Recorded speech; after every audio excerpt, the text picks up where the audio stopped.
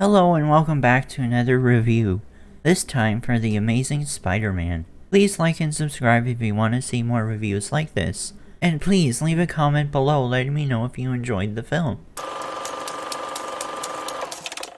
The first character I will talk about is Peter Parker / Spider-Man, played by Andrew Garfield. I really liked Andrew Garfield as Spider-Man. Definitely not my favorite, but he still is a really good Spider-Man. I think he did really well with the humorous side of him, because Spider-Man usually is the guy to make quick jokes, as well as always talking during fights.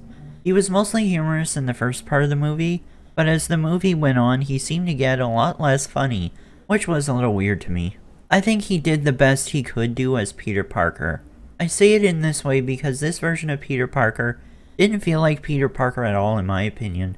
Peter Parker is usually this nerdy kid who constantly gets bullied by others and really has no friends. In this version of Peter Parker, he seems to be the skater dude who doesn't really get picked on that much. Sure, at the beginning of the movie he does get picked on a little bit, but that's all we really see. Speaking of Spider-Man, I might as well talk about the suit design, and I'm going to be honest and say I didn't really like it.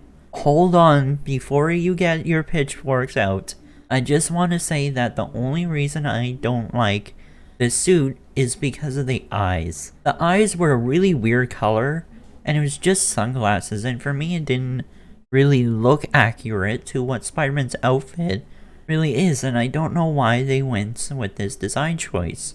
But that is the only reason why I didn't like the suit, but otherwise I think it's okay. The next character I'll talk about is Gwen Stacy, played by Emma Stone. I gotta say this has to be the best love interest Spider-Man has ever had on the screen. She doesn't put Peter down, and she never really complains, and she can get things done by herself.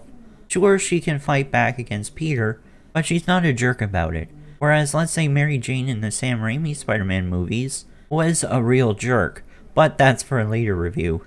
In this movie, Gwen Stacy actually does help, and without her I think a lot would have changed towards the end. And not for the good, because she was the one who managed to get the cure for this disease that was going around. I think she worked well with Spider-Man, and again, like I said, she's the best love interest I've seen so far. The next character is Dr. Curtis Connors, played by Rhys Ifans.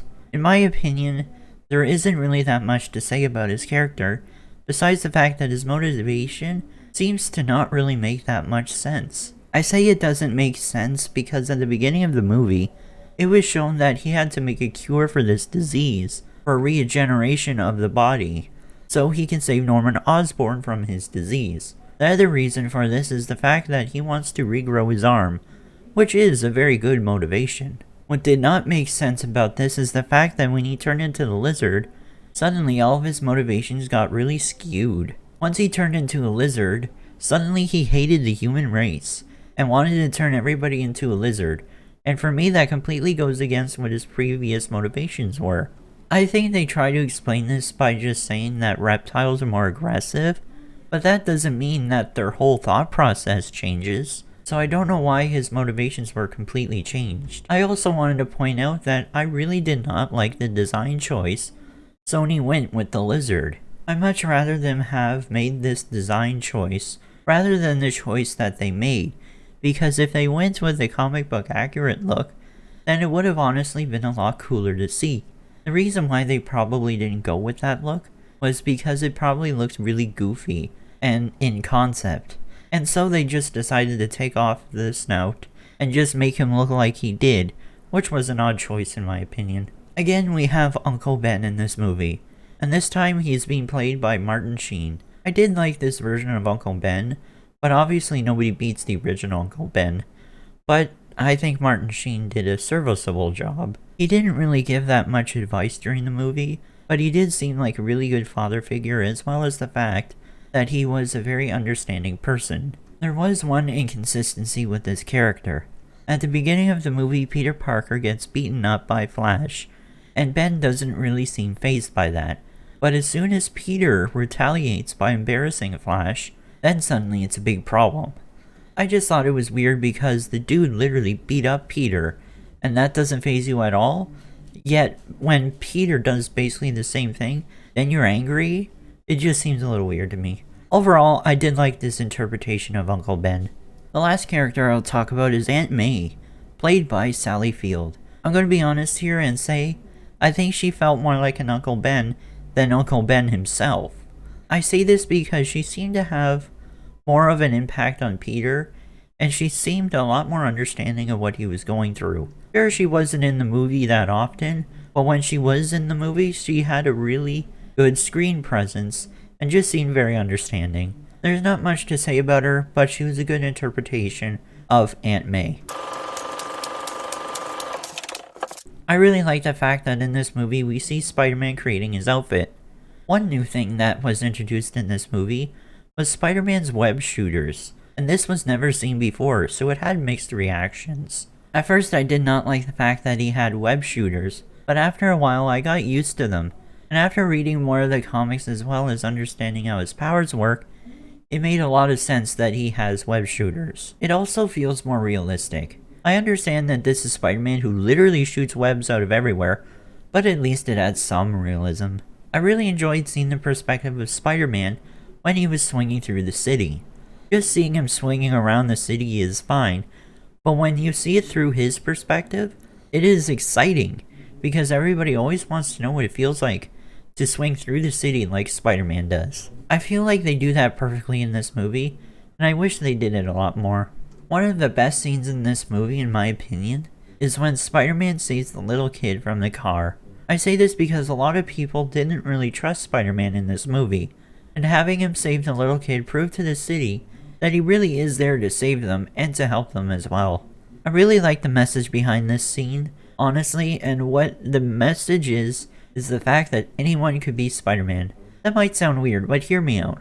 When Spider-Man took off the mask and put it on the kid, he gains the strength to climb out of the car, meaning that he faced his fear and pushed forward. I think this message here is the fact that if you push yourself forward, then you can get through it. And I feel like that's overall a great message, especially in a movie like this, because it is geared more towards children, and teaching children this important message is a really good thing. In this movie, the idea of vigilantism is brought up. This brings up the real-world thought of what would happen if a real-world vigilante came out of nowhere and started to do the job that the police should be doing. This is really thought-provoking. I really wish they went more into that in this movie. To be honest, they kind of made the police force look stupid here, because Spider-Man was helping people, and it was proven multiple times that he was. So it kind of felt weird that the police hated him so much. Anyways, I just thought it would have been something they should have gone more into, because they brought it up, and I feel like more movies like this should bring that up. And I know movies like Captain America Civil War did this, and really well, might I add, but I just feel like it should have been delved into more in this movie. The police were totally stupid towards the end of the movie. What I mean is the fact that the Lizard was running around Manhattan, releasing a toxic, threatening millions of lives, and what did the police think was a good idea? To try and chase Spider-Man and arrest him. I know that you're trying to arrest him, but shouldn't you have priorities? Meaning that you should stop the toxic gas threatening millions of lives, rather than one dude who has been proven to help you. For me, it felt like this was put in the movie just to have a conflict put in towards the end, just so then they can have a redemption scene with Gwen's father to be like, I trust you now, so go be the hero. And they could have just put that in there in a better way. So in the end, what would I rate The Amazing Spider-Man? With all of the great scenes in this movie as well as some of the action, I would say that this was a pretty good movie. Yes, it had some downfalls, like some design choices didn't work for me, and the police were a little idiotic in this movie, but otherwise I think this was a good movie. With all that said, I'm going to give this a 7 out of 10. Like I said, it's a good movie and I feel like it's kind of underrated, and I think people might have been a little too harsh, because it was a brand new Spider-Man and we were so used to Tobey Maguire, and people were salty with Spider-Man 4 not being a thing, but I think in hindsight this was a good movie. Anyways guys, let me know in the comments section below whether you like The Amazing Spider-Man or not. And please leave a like and consider subscribing if you want to see more reviews like this. And thank you all so much for watching.